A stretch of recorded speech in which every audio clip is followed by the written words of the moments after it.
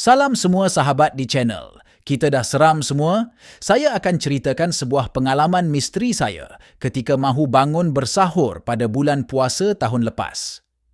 Kalau tidak silap saya itu adalah puasa di minggu terakhir Ramadan. Pagi itu seperti biasa saya dikejutkan oleh jam yang disetkan pada pukul 4:30 pagi.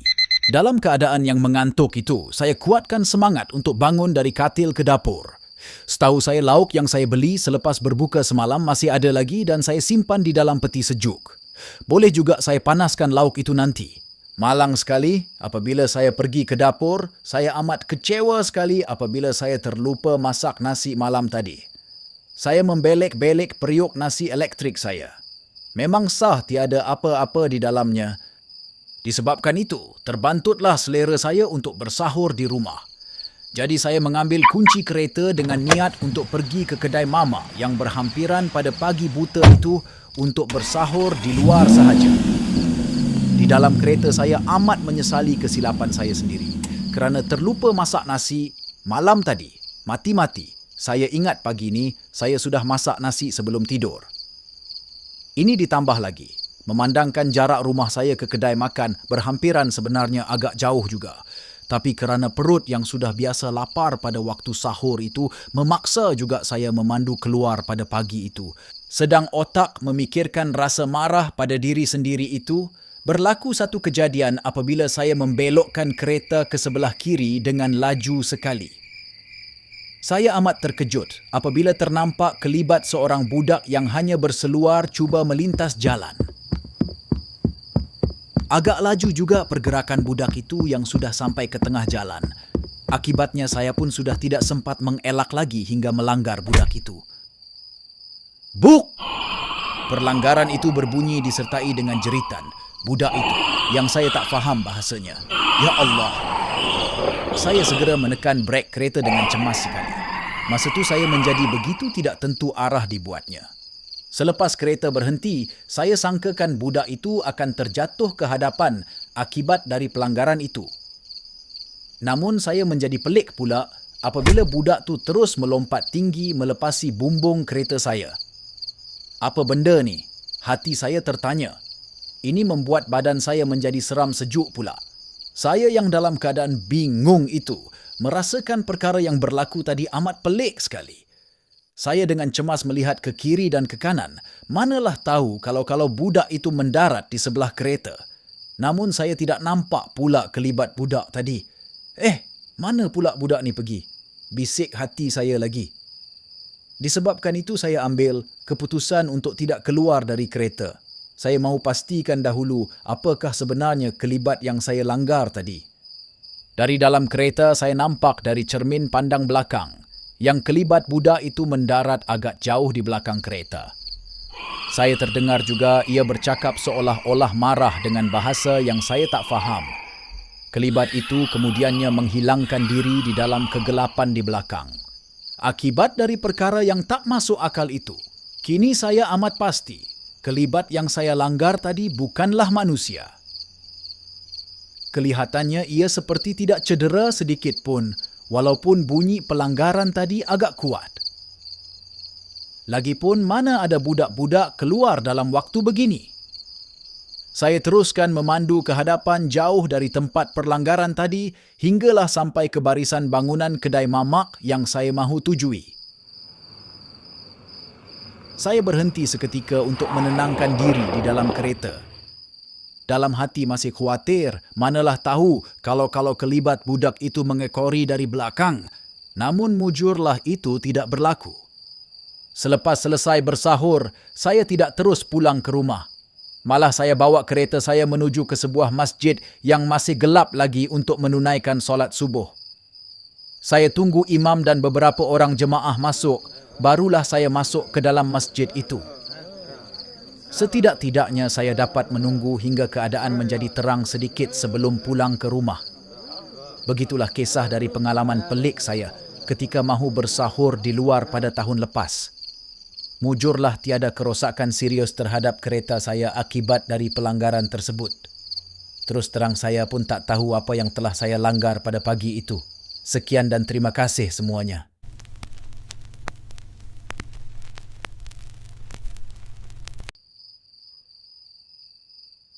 Hai, apa khabar semua peminat cerita-cerita seram, terutamanya bagi subscriber channel kita dan seram yang saya hormati.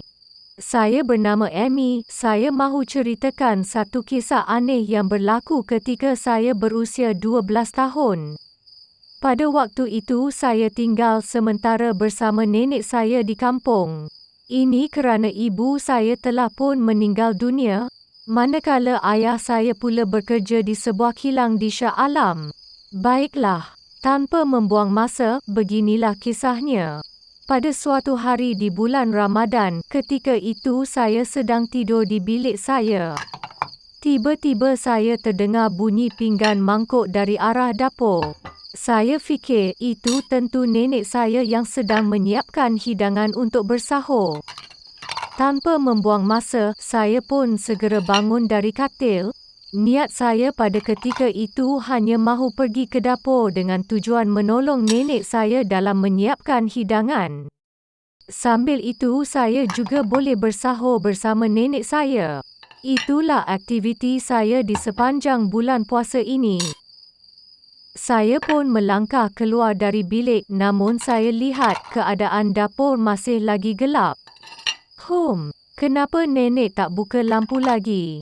Bisik hati saya, tapi disebabkan perasaan ingin tahu pada masa itu, saya terus sahaja menjenguk ke dapur dari atas ruang tamu. Ini kerana ketika itu bunyi pinggan mangkuk masih lagi ada. Sampai saja di depan dapur, saya pun segera melihat apa yang ada di dapur. Ketika itu saya nampak seperti ada seseorang sedang memakai telekung berdiri dan memandang tingkap dapur. Saya fikir itu adalah nenek yang baru sahaja lepas sembahyang. Lalu saya pun memanggil nenek berulang kali. Tiba-tiba sahaja, telekung itu berpusing menghadap saya. Nampaknya saya silap, itu bukanlah nenek tetapi seorang perempuan yang memakai telekung yang saya tidak kenal. Perempuan itu kemudiannya datang menghampiri saya. Ketika itu saya mula berasa ketakutan.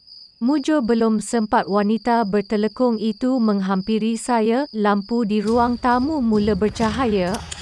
Saya terdengar langkah nenek saya keluar dari biliknya dan sedang menuju ke arah saya. Nenek yang ternampak saya terus sahaja menyapa saya. Nak tolong nenek hidangkan sahur ke, kata nenek. Sambil mukanya yang tersenyum, saya yang terkejut hanya menganggukkan kepala sahaja. Saya segera memalingkan kepala ke arah dapur semula. Kelihatan bayang perempuan bertelekung tadi sudah pun tiada di dapur lagi. Saya ceritakan penampakan saya itu kepada nenek. Nenek terus memeluk saya selepas itu dan memberitahu yang saya budak baik, sepertinya menenangkan saya agar saya tidak berasa takut. Kemudiannya kami berdua pun makan sahur pada pagi itu.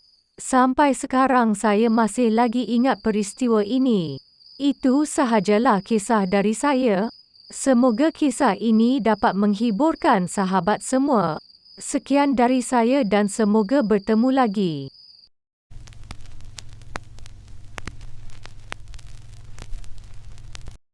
Salam semua. Nama panggilan Abang adalah Hasim. Untuk pengetahuan semua, Abang telah pun 3 tahun menjadi pengawal keselamatan di sebuah kilang lama yang berhadapan dengan sebuah berukar di Sungai Buloh. Alhamdulillah kerja di sini adalah baik-baik sahaja dan majikan melayan Abang dengan mesra sekali. Namun Abang ada sebuah kisah pelik yang berlaku pada bulan puasa pada tahun pertama Abang bekerja di sini.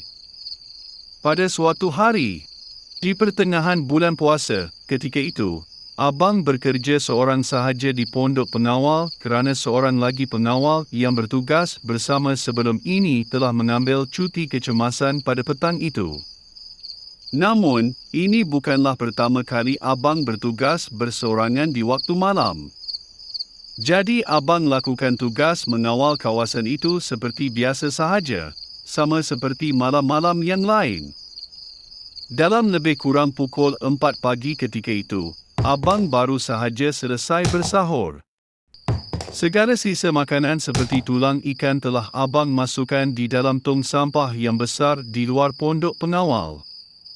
Rasanya banyak juga makanan yang abang buang kerana masih kenyang ketika berbuka tadi. Ialah, kalau nak simpan sudah tentu makanan itu akan menjadi basi juga.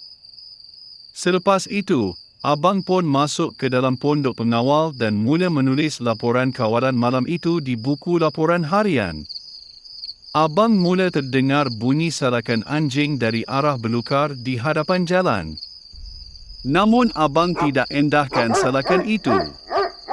Sedang abang menulis di buku laporan itu, tiba-tiba sahaja, abang terdengar ada suara orang memanggil nama abang beberapa kali di luar pagar.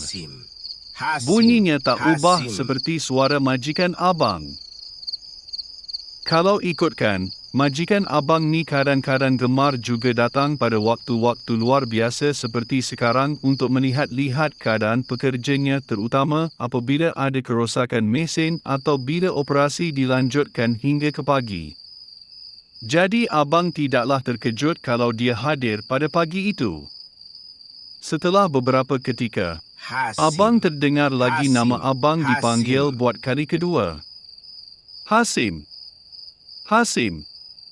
Begitulah bunyinya. Ini menyebabkan abang pun segera keluar dari pondok pengawal dengan membawa kunci bagi membuka pintu pagar kilang yang tidaklah jauh sangat dari pondok pengawal tersebut. Selepas yakin dengan suara itu, abang pun menjerit, "Okey bos, saya datang buka pintu ni," sambil abang berjalan menuju ke pintu pagar. Setelah abang buka pintu pagar, abang merasa pelik sebab tak nampak pun kereta mahupun majikan abang di luar. Abang terus meninjau-ninjau kawasan di luar pagar untuk mencari kepastian. Tiba-tiba abang terkejut apabila terdengar bunyi sesuatu benda terjatuh di sebelah pondok pengawal. Abang pun dengan segera memalingkan kepala ke arah pondok pengawal. Di situ abang ternampak ada satu makhluk dengan kaki berbulu yang berlari dengan pantas telah melompat ke atas pagar untuk keluar. Oleh kerana ianya berlaku dengan pantas, menjadi kesukaran untuk abang pastikan apakah bendanya itu. Abang lihat, tong sampah di sebelah pondok pengawal pula telah rebah dengan penutupnya terbuka.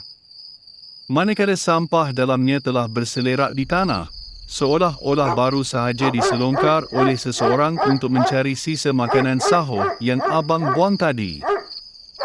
Terkejut abang apabila melihat kaki berbulu itu tadi yang tak ubah seperti kaki manusia. Abang menjadi terpaku dengan kejadian itu, rasa tak tahu nak buat apa.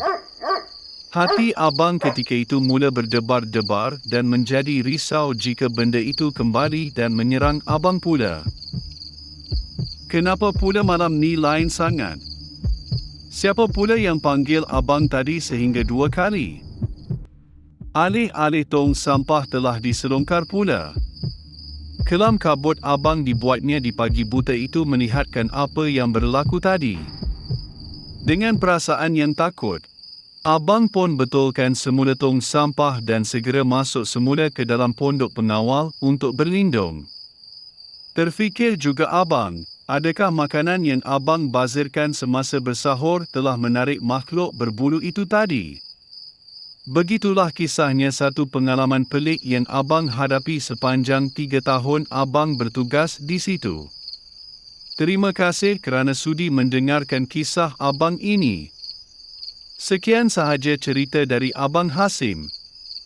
Satu pesanan dari abang, semoga penonton semua dapat terus menyokong channel kita dan seram ini dengan subscribe, like dan komen selepas ini.